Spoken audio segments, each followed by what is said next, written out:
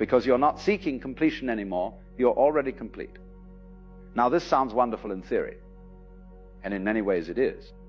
There's a tremendous freedom in not needing others to validate your existence. But there's also a price. And the price is this: you can no longer play the old game. You can no longer pretend that the theatrical performances of conventional romance are real. You can't fake being swept away when you see too clearly how the sweeping is done. This is where the loneliness comes in. Not the loneliness of being physically alone. That's easy. You can sit by yourself for hours and feel perfectly content. No, this is a different kind of loneliness. It's the loneliness of seeing through a game that everyone else is still playing. It's like being the only adult at a children's party. The children are having a wonderful time. They're completely absorbed in their games. But you can't join them. Not because you don't want to, but because you can't make yourself believe the games are real anymore. You meet someone. They're attractive. They're interesting. They seem to like you. And in the old days, this is where the story would begin. The story of pursuit and conquest, of longing and fulfillment, of two people finding each other in the vastness of the world.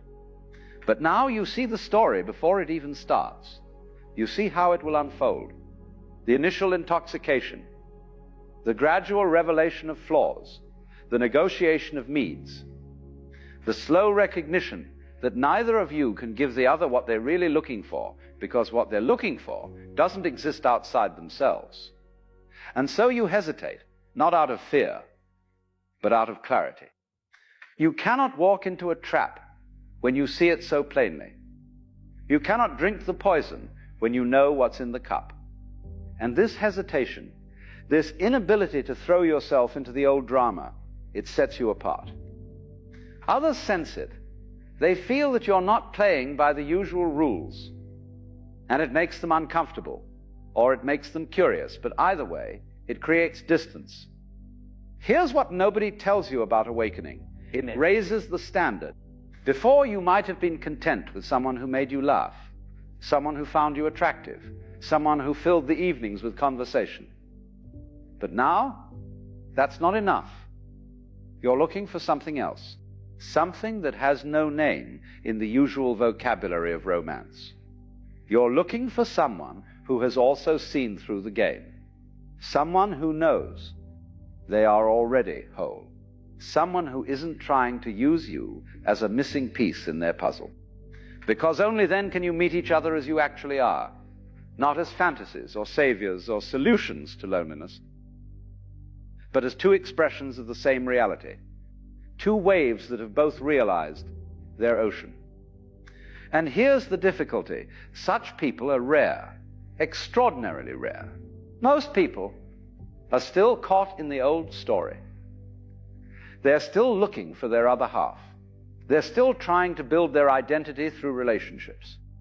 They're still playing the game with deadly seriousness. And you can't blame them for this. You played it too, until you didn't, until you saw through it. But the fact remains, the field has narrowed considerably. Where once there were many possibilities, now there are few. Where once you might have fallen in love with someone's smile, or their wit, or their way of moving through the world, now you need something more. You need them to be awake, or at least awakening.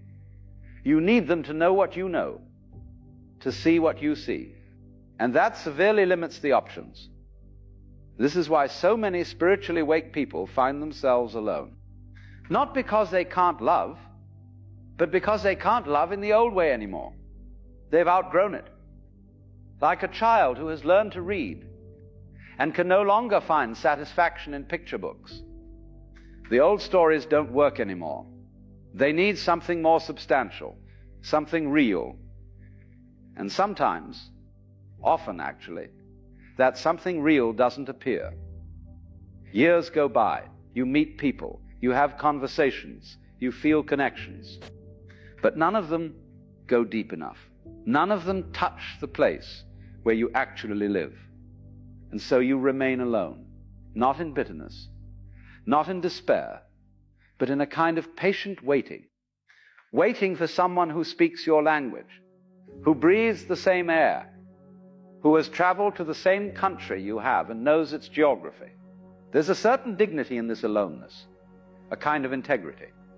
You're not willing to settle for less than truth. You're not willing to go back to sleep just because sleeping is more comfortable. You'd rather stand in clarity, even if it means standing alone, than kneel in illusion with company. But let's be honest, it's not always easy. There are nights when the silence feels heavy, when you wonder if you've made a terrible mistake. When you look at people in their ordinary relationships, with all their ordinary dramas and compromises, and you think maybe that would be easier. Maybe you're asking too much. Maybe this clarity you've gained has cost you something precious. And you'd be right. It has cost you something. It's cost you the ability to be satisfied with illusion.